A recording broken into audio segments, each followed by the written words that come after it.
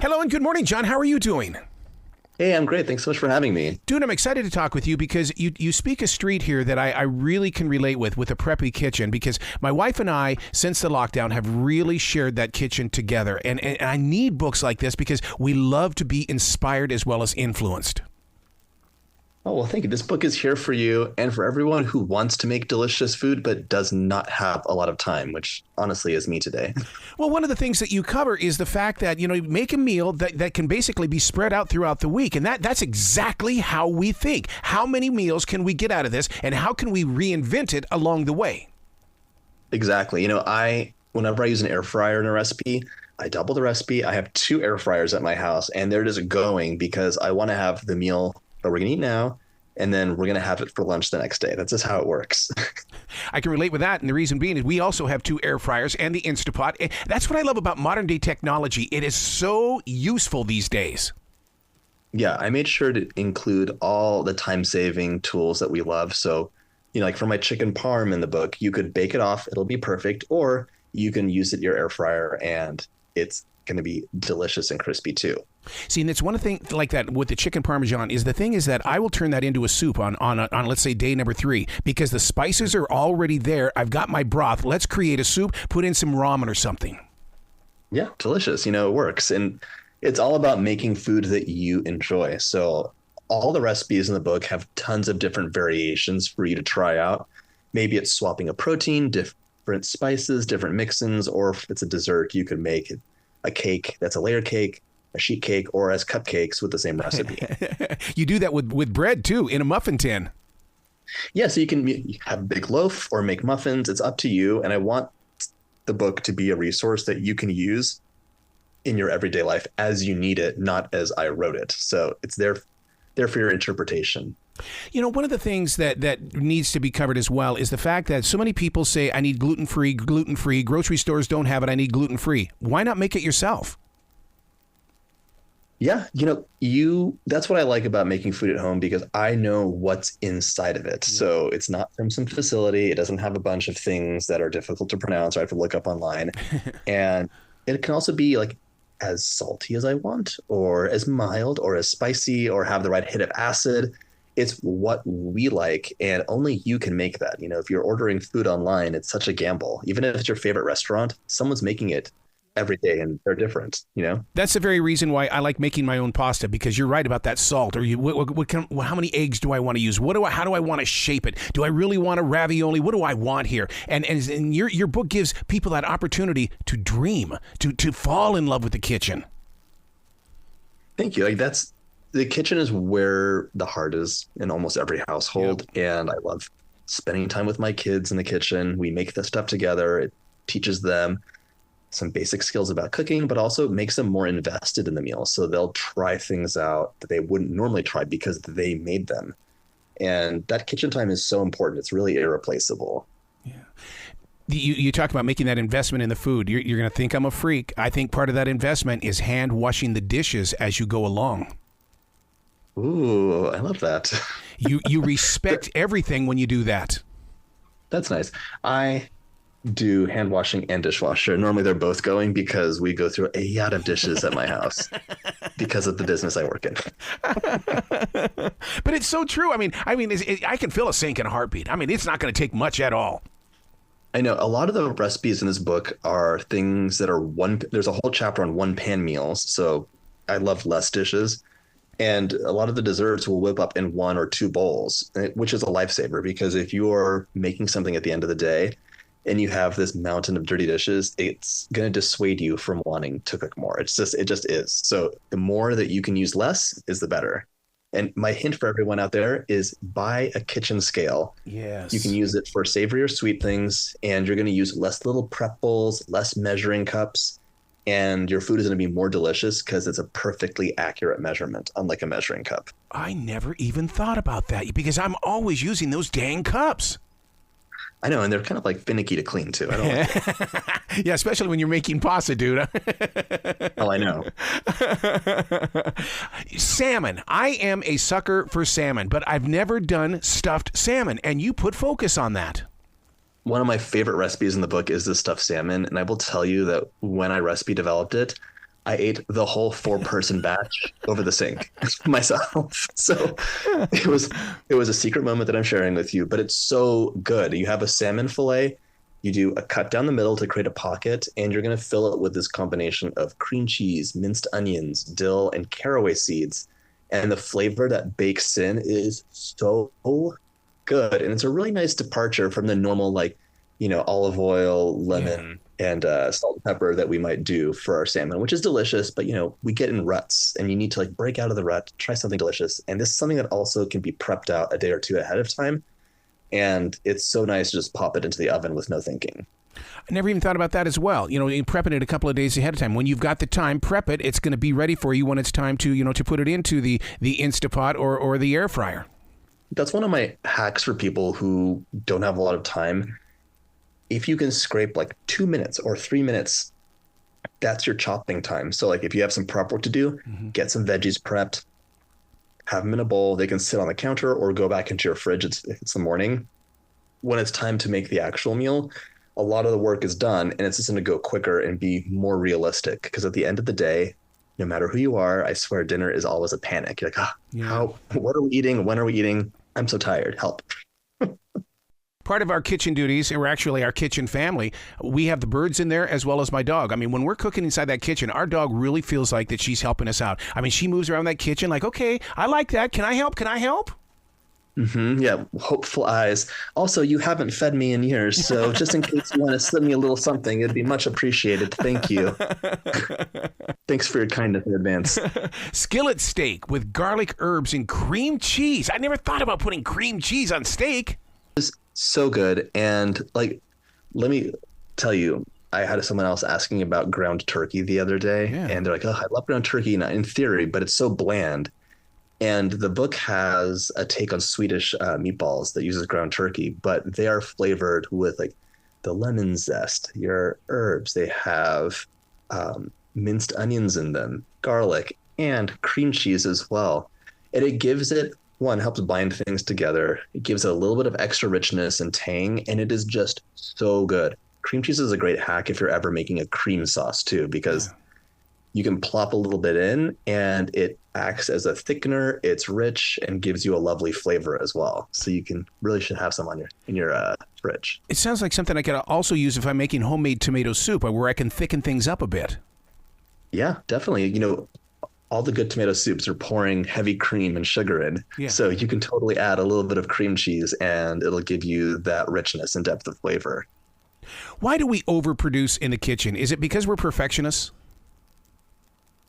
It's really person by person, but my hint to everybody is to just do a little bit of planning. So buy what you need because you kind of like have a feeling for the recipes you're going to make, and also keep a list. Like I'm a little bit ADHD, so I will have like 7 cinnamons in my pantry because I'm always like, am I out of cinnamon?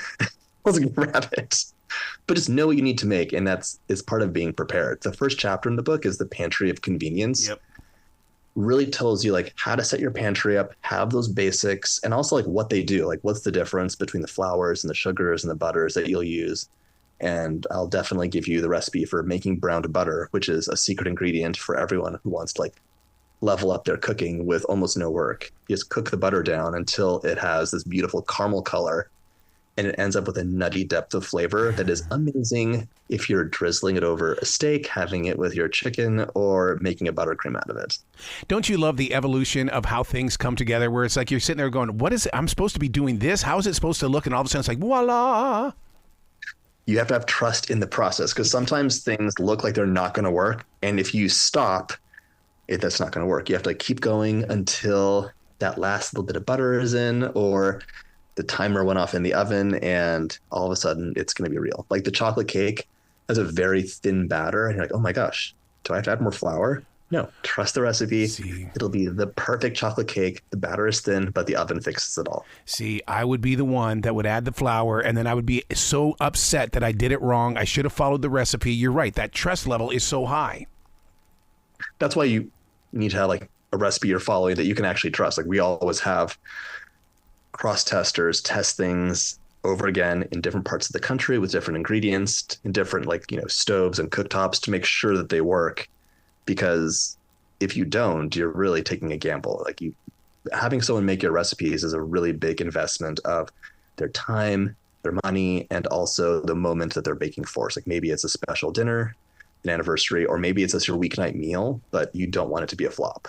You know, you bring up an interesting point there about doing these testers, because when you release a book such as Preppy Kitchen around the world, altitude has everything. You've got Denver, Colorado versus Charleston, South Carolina, who's below sea level. I mean, that really does play a big part, doesn't it? That's right. And honestly, for high altitude baking, like you want to use a specialized high altitude baking book, because that is a world of difference. But there's other things too, like the brands of flour that are available, the types of butter you use, even the size of eggs in different areas is totally different, which is really nice to consider when you're making a recipe. And one of the reasons that you would have grams measurements, like you use a scale, because like 4 egg whites. Well, sometimes the egg's a little bit bigger and sometimes it's a little bit smaller, even if they're both labeled large eggs, you know? I've gotten used to going into getting the eggs from the carton, and it's only because I just don't measure my eggs properly if I'm cracking them. Well, that's totally an option, and like that's a time saver. So like that's one of the things you do to get food on the table, and it's going to be delicious, but it's also going to be something that you're more likely to do because, you know, it's a comfort level for you. I am a big fan of anything mashed potatoes, and you let us explore. You know, mashed potatoes, there's a big debate between russet and Yukon Gold. Yeah. And just to set it up, you can do either, you could do both. Russet potatoes are going to give you that fluffy mashed potato. Yukon Gold will tend to give you that creamy mashed potato. And I tend to go like 50-50 with both. So the world is your oyster there. And for me, it's always the more garlic, the better. Yeah, so true. Oh my God. Oh my God. Just like you could either roast the garlic and plop it in there, which is great. Or for the easiest thing, just take the skins off your garlic cloves and let them boil with the potatoes, and they'll infuse a lot of the flavor and be so good. Would you say that cooking in the kitchen is discovery? And the reason why I bring that up is because when you talk about garlic, a lot of people don't realize what's inside that little white thing that's in their hand. And more importantly, it's like fennel. I mean, when I use fennel for the very first time, I'm going, you got to be kidding me. This big old thing only happens to be this itty bitty thing? Yeah, you know, the ingredients we use tend to be fairly limited. So like fennel, so delicious, but a lot of us don't use it. Like for me, the version of that is leeks. Like I love leeks. Oh, yeah. And I think of them as like onions, more demure cousin, have a similar flavor, but a little bit milder. And like one of my favorite just go-to dishes is like scrambled eggs with a side of sauteed leeks. So good. A little bit of like thinly sliced leeks in butter. Delicious. Speaking of breakfast, that's one of the things that you put focus on as well. You know, it's one of those things. It's not supposed to be a huge meal. I mean, breakfast means the fast has got a break in it right now. We just need to get some protein. Yeah, but so many of us are skipping breakfast and having a cup of coffee, which takes you for 20 minutes and you're like crashing. Yep. So like breakfast in a cup is one of the go-to recipes we do. It is similar to a frittata. So you have your eggs, your cheese, the veggies that you're pulling from your fridge. Maybe you want to add some sausage too. And this gets mixed up. You pour that into muffin tins, bake it off really quickly, and it's a grab and go thing. It's so good and almost zero work. My kids, for example, on the weekends like different things. George likes pancakes and Lachlan likes waffles. So I developed a batter that works really well for both. It gives you a fluffy pancake and then crisp and fluffy waffles too. So you can make both at the same time with the same recipe, and you can even use a mix, like make the dry mix, have that in your pantry, and just take a couple scoops as you need it. Wow. Do you feel like a songwriter? I mean, you're taking nothing and making something. I feel like a composer sometimes. Yeah. Like you take these elements and which ones do you want to highlight? How will they complement each other? And recipes are all about balance. So even when you're making like a buttercream, for example, so sweet and delicious, but you need to add some salt in there too. Like there should be some balance, because if there's not, you'll just have a flat note of sweetness, which isn't interesting. I'm a pepper freak. Is it because I'm trying to hide a mistake? No, pepper is delicious. It's a nice way. And there's so many different kinds of peppers too, by the way, Yes. not just all about black pepper. Um, in fact, you can have peppercorn ice cream. How good is Whoa. that? So the spices are totally up to you, and that's one of the variables that we have in the book. So you're gonna, you know, salt and pepper as is a starting point, and you're gonna add more at the end to taste because everyone has a different flavor profile they like. And also, like for all the spices, we have different variations and swap-ins and trade-outs that you could use if either you don't have them on hand or you just don't like them. Like for that salmon we talked about earlier, if you don't have caraway seeds or if you don't like caraway seeds, you could use celery seeds or fennel seeds or something else. And I tell you about that in the notes. Yeah, that's what's great about this book, Preppy Kitchen. I mean, even when you're swapping out veggies, that's one of the things that we do with cauliflower is we, instead of having nacho chips, we have cauliflower chips. And we use the air fryer to create the cauliflower chips. So good. The air fryer is so handy. I love it. Just amazing. So now where can people go to find out more about you? Because you have utilized the strength of social media in ways that's just so inspiring. You can find me on preppykitchen.com or Preppy Kitchen on Instagram, YouTube, and TikTok. And the book is available at Barnes & Noble, Amazon, and most booksellers. So Preppy Kitchen Super Easy. It's there for you. If you only have a few minutes, you can still make something delicious. Dude, I'm really going to enjoy using this book in our kitchen because my wife and I do the couples challenge, and it's just one of those things where we need books like this to really keep us growing. Oh, well, thank you so much. I hope you really enjoy it. I will. You have a great day today, okay, sir? Thank you so much for having me, and have a lovely day too. You bet. Be brilliant. Thank you.